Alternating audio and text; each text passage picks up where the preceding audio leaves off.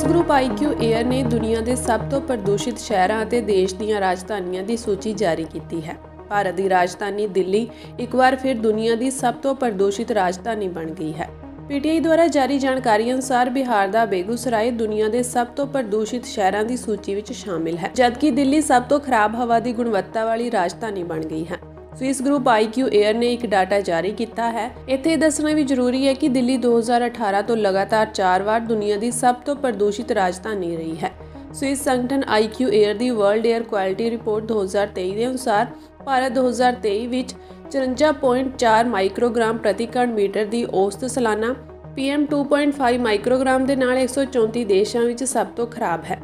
ਇਸ ਤੋਂ ਬਾਅਦ ਬੰਗਲਾਦੇਸ਼ ਅਤੇ ਪਾਕਿਸਤਾਨ ਆਉਂਦੇ ਹਨ। ਇਹ ਤੀਜਾ ਸਭ ਤੋਂ ਖਰਾਬ ਹਵਾ ਗੁਣਵੱਤਾ ਵਾਲਾ ਦੇਸ਼ ਸੀ।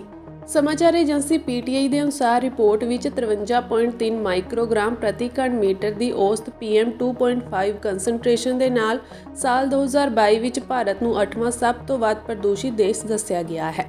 ਇਸ ਵਾਰ ਰਿਪੋਰਟ ਵਿੱਚ ਬੇਗੂਸਰਾਏ 118.9 ਮਾਈਕਰੋਗ੍ਰਾਮ ਪ੍ਰਤੀ ਘਣ ਮੀਟਰ ਦੀ ਔਸਤ PM 2.5 ਕੰਸੈਂਟ੍ਰੇਸ਼ਨ ਦੇ ਨਾਲ ਵਿਸ਼ਵ ਪੱਧਰ ਤੇ ਸਭ ਤੋਂ ਵੱਧ ਪ੍ਰਦੂਸ਼ਿਤ ਮਹਾਨਗਰ ਖੇਤਰ ਵਜੋਂ ਉੱਭਰਿਆ ਹੈ। ਇੱਥੇ ਹੈਰਾਨੀ ਦੀ ਗੱਲ ਇਹ ਹੈ ਕਿ ਬੇਗੂਸਰਾਏ ਦਾ ਨਾਮ ਸਾਲ 2022 ਦੀ ਰੈਂਕਿੰਗ ਵਿੱਚ ਨਹੀਂ ਆਇਆ, ਪਰ ਇਸ ਵਾਰ ਇਸ ਸ਼ਹਿਰ ਨੇ ਇੱਕ ਅਣਚਾਹਿਆ ਰਿਕਾਰਡ ਆਪਣੇ ਨਾਂ ਕਰ ਲਿਆ ਹੈ। ਰਿਪੋਰਟ ਦੇ ਅਨੁਸਾਰ ਦਿੱਲੀ ਦਾ PM 2.5 ਦਾ ਪੱਧਰ 2022 ਵਿੱਚ 99.1 ਮਾਈਕਰੋਗ੍ਰਾਮ ਪ੍ਰਤੀ ਘਣ ਮੀਟਰ ਤੋਂ 2023 ਵਿੱਚ 92.7 ਮਾਈਕਰੋਗ੍ਰਾਮ ਪ੍ਰਤੀ ਘਣ ਮੀਟਰ ਤੱਕ ਵਿਗੜ ਗਿਆ। ਰਾਸ਼ਟਰੀ ਰਾਜਧਾਨੀ ਦਿੱਲੀ ਨੂੰ 2018 ਤੋਂ ਲਗਾਤਾਰ 4 ਵਾਰ ਦੁਨੀਆ ਦੀ ਸਭ ਤੋਂ ਪ੍ਰਦੂਸ਼ਿਤ ਰਾਜਧਾਨੀ ਵਜੋਂ ਦਰਜਾ ਦਿੱਤਾ ਗਿਆ ਹੈ।